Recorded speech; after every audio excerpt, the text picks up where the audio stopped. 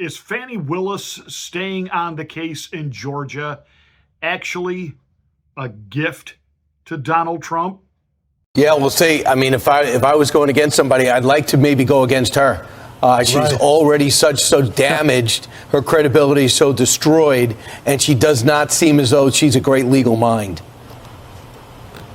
Well, actually, I think that's the best situation for Trump. That's what I mean. Is that she is indeed, she's carrying more luggage than Amtrak, and maybe that's what you want. Let's get ready to rumble! You can't handle the truth.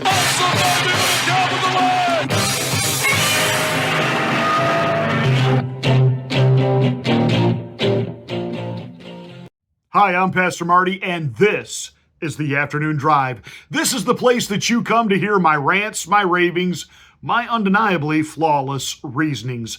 Please make sure that you are subscribed to the channel. Once you are, smack the bell, click the word all. That'll give you notification of all of my rants and ravings and undeniably flawless reasonings. Hey, please like and share these videos. That's the only way I can get the word out that we're here. YouTube certainly isn't going to help us. Please help us grow our subscriptions by taking the link to this video and placing it on your social media platforms. Thank you so much for being a part of the Afternoon Drive. The lieutenant governor of the state of Georgia said of the decision by Judge McAfee to basically either Nathan had to go or Fani had to go. They couldn't both stay on the case. That, quote, they hadn't quite measured up and the defense didn't really prove everything they were alleging, but there is certainly enough appearance here. So in other words, because they didn't have, absolute, video evidence of Nathan's hot dog getting into bed with Big Fani and her paying this lover / lawyer more money than he was worth, trying a case that is way beyond his ability and his expertise, to the tune of almost $700,000, of which she received luxury travel and just kind of living up the lifestyle, despite the fact she was bankrupt and had liens and judgments against her. And there was nothing to see here. This is all perfectly normal. Even the judge said, yeah, there's some real problems here. But what I'm going to do, and this is what the lieutenant governor of Georgia said, you split the baby. That's a reference to a story in the Bible about a woman who steals another woman's baby, and they're ultimately brought before the king, and the king can't decide which mother is telling the truth, so he says, all right, fine, I will cut the baby in half, and one of you can have one half, and the other of you can have the other half. And the woman who stole the baby said, well, that'll be fine. And the woman who was the actual mother said, no, please don't do that. She can take the baby, let the baby live. And that's how the king knew who was telling the truth. And that's really the judge here. He knows he's been lied to. He knows that they got on the stand in his courtroom and they absolutely committed perjury. Bradley, the eyewitness, all of a sudden couldn't remember anything. Hot Dog Nathan never been to her condo, despite the fact that cell phone records prove beyond a doubt that he had pinged and was in that area from like 11 p.m. to 4 a.m., but they were just playing Scrabble. They were just having late night meetings. And again, the affair isn't the issue. It's the ethics of committing and having this illicit affair while he's married and going through an ugly divorce. Then you hire him and bring him on to go after Donald Trump, and you pay him more money than you're paying anybody else, and you receive benefit from that. That's the case. And the judge knows it, and he just refused to go that far with it. So Team Trump has now filed an appellate appeal that this could be the death knell to this case as we know it. Switching gears now, former President Trump's defense team is appealing a ruling from a Georgia judge that allowed Fulton County DA Fani Willis to stay on the election interference case. Quote, the court found that Willis's actions created an appearance of impropriety and an odor of mendacity that lingers in this case, but it nonetheless refused to dismiss the case or disqualify her. The court's order is ripe for pre-trial appellate review. Mark Smith is a constitutional attorney and a former member of President Trump's transition team, and he joins me now. Mark, does this motion filed yesterday have a shot? And if granted in Trump's favor, what happens next?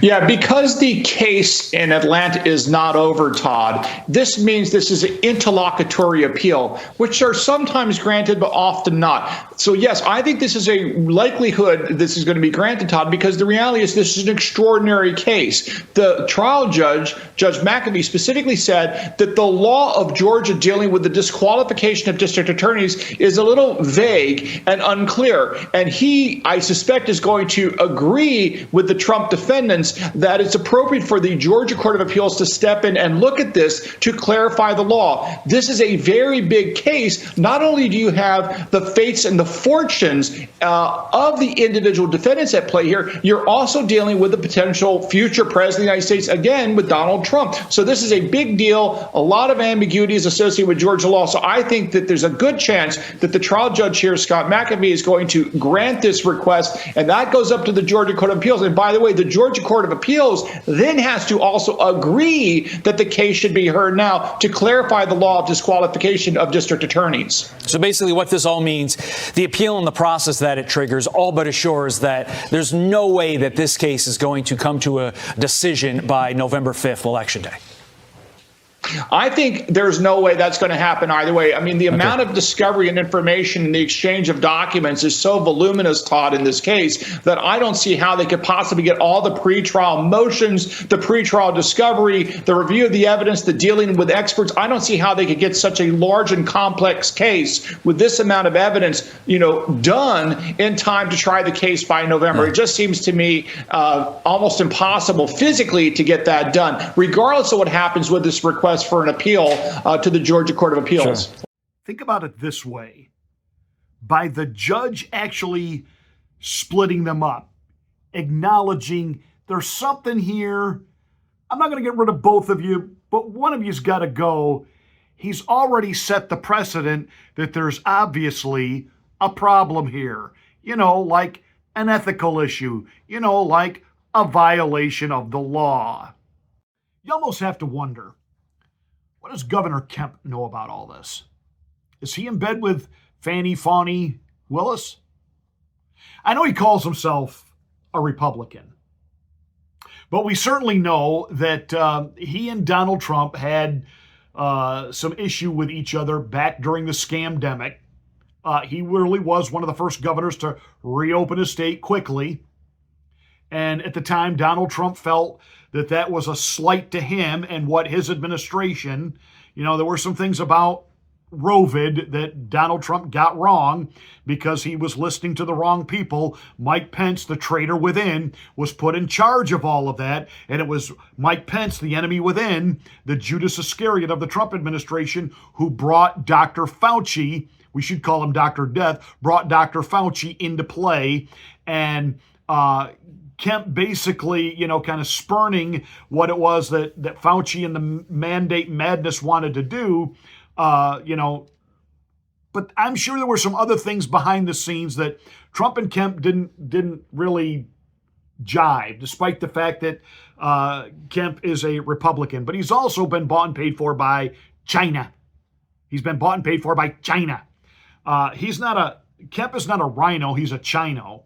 And you got to wonder, a long time ago, the state legislative body in Georgia could have stepped in and put an end to this Fani thing. See, there won't be any presidential pardon coming for a Donald Trump on this case because it's a state issue.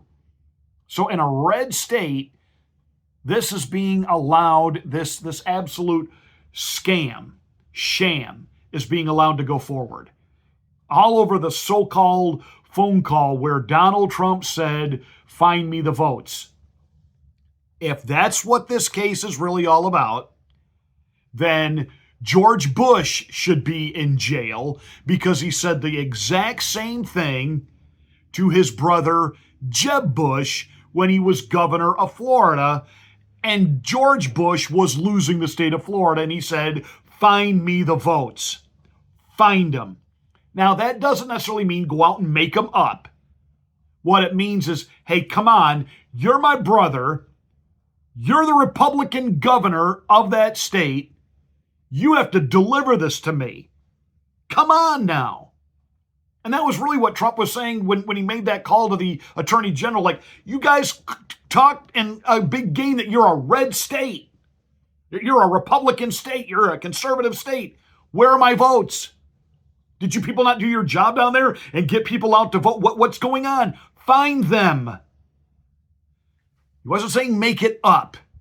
He was saying you've allowed these people in Atlanta to kick the observers out, to shut the polling place down to outside eyes for hours on end, and Shazam, Batman, they come up with just enough votes to win. And there's video evidence of them pulling bins out from underneath tables, and you say there's nothing to see here? Everything is above board? Give me a break. But there is so much credibility damage now on Fat Fanny. Is this actually a gift for Donald Trump?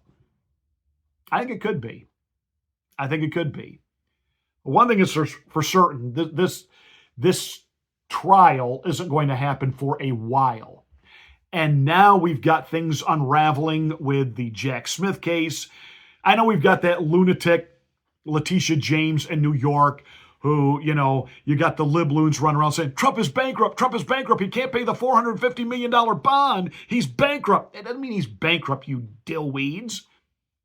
You guys don't understand the difference between riches and wealth. See, riches is when somebody wins the $1 million lottery and a week later they're broke again. Wealth is the fact that Donald Trump is a billionaire, but it's all tied up in real estate and business holdings and things that he owns. It's wealth. He could have the $450 million if he decided to look at a couple of his buildings and say, all right, sell them so I can pay this stupid thing. But see, that's not Trump's game right now. Trump isn't worried about you thinking he's broke. He's not broke. You don't want to file bankruptcy, but he's not broke. He's got the assets to make this happen. Trump is a guy, though, that he's not going to pay for something he doesn't have to. And he feels this judgment is completely unjust. And when you have guys like Kevin O'Leary, who are absolute liberal Democrats, going on CNN and saying, every businessman in New York needs to be in full-blown panic because Letitia James is literally licking her lips and salivating over being able to take Trump Tower. Every New York businessman is going to be in panic mode, and they're going to start pulling out. So all of these cases are literally imploding and unraveling. But this one in Georgia, I can't help but wonder, because this could have gone away a long time ago, is the governor of Georgia another one of Fanny's boys?